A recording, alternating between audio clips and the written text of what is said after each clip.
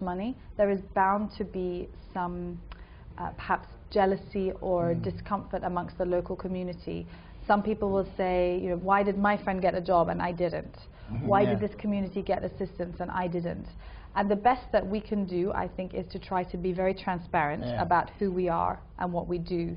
So in that case, with the demonstration in Aceh, we took some time, we stopped our program, and we took some time to talk both internally to staff and externally to the communities about our mission as a poverty reduction and humanitarian organization, explaining where do our funds come from and how we're accountable, just as I explained to you there. And after that, the situation calmed down. So I think that, to me, that was a sign that the community in Aceh perhaps was understandably overwhelmed by the invasion, if you like, a friendly invasion of organizations coming to provide aid and reconstruction assistance. And I think that's something that you would see in any community that has had that kind of massive influx of aid after a natural disaster.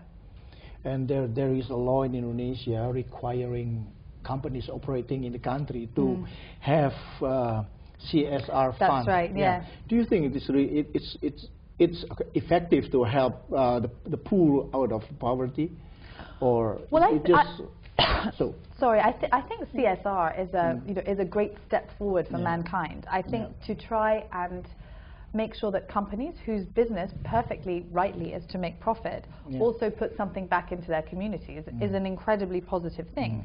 You know, we're all in this together. But I think we have to make sure to do that in an intelligent way, because we have to be careful about what the companies are doing, what kind of public image they're seeking, and we have to do some work to educate each other about our different perhaps aims in life. So I think that it is positive, and it could make a very, very big difference. You know, for members of companies to become more active citizens, to care more about poverty and inequality in their own country, for an organization like us, that represents something to be proud of Indonesia for. You know, if that resulted in the large swathe of middle-class voters actually choosing their representatives, not just on the basis of things like economics, but also because they're sick and tired of seeing poor people in a country that doesn't need to have poor people anymore, then that would be a wonderful success. So I think CSR can really promote that kind of thing if it's managed the right way and not managed in a cynical way, because it's not just about pictures of, you know, the company chief with a widow and a new chicken. It's about something more profound than that.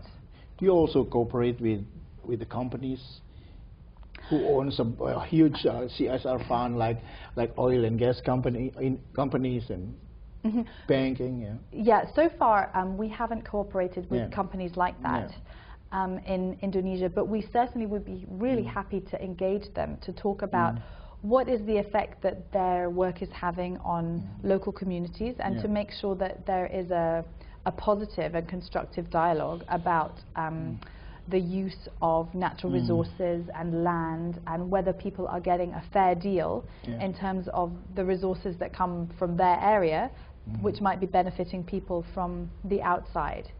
So that's not an area we've got very involved to date, but from the point of view of an organization that cares to see the voices of the poor being heard, and also cares to see that Indonesia's amazing natural resources benefits are shared equally amongst the population, they would be a very important audience for us to talk to.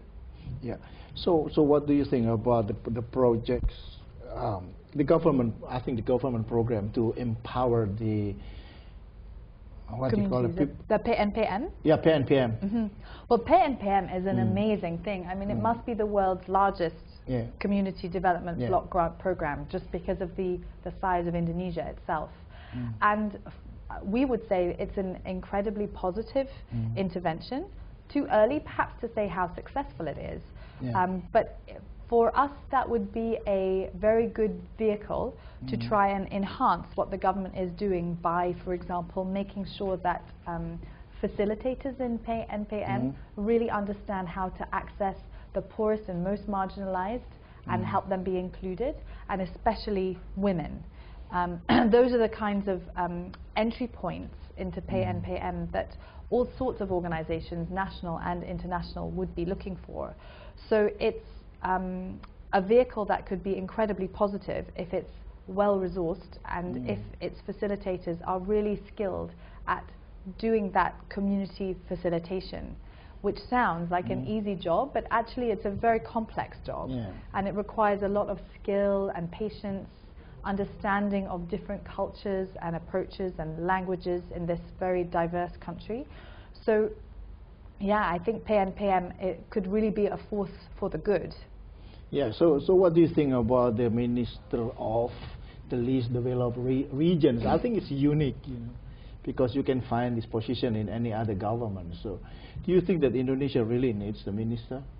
A Minister for Least Developed Regions? Yeah. Oh, I certainly do. Yeah. I would, on behalf of Oxfam, congratulate the government of Indonesia for having the foresight to put this position in place, because I think it shows that we know that Indonesia is, we always say in Oxfam, it's not really like a country, it's like a region all of its own. It's so vast, it's so diverse.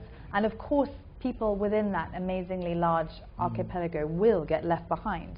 To have a minister, especially a young and dynamic one, who is looking out for those people who could be left out, I think is incredibly positive. And we would welcome more dialogue with this minister on what kind of approaches are effective in making sure that forgotten or neglected communities or parts of the country get included and get the benefits of things like decentralization funds or funds that are coming in for climate change adaptation. These are all the sorts of things that a minister like this could be dealing with. So it's definitely a great thing to have a minister who cares about, I think you call them tertinggal, orang yang tertinggal in bahasa Indonesia. Oke, pemirsa dimanapun Anda berada, itulah tadi obrolan khusus dengan Antonia Potter, Country Director dari Oxfam, dan kita akan berjumpa lagi pada program yang sama minggu depan.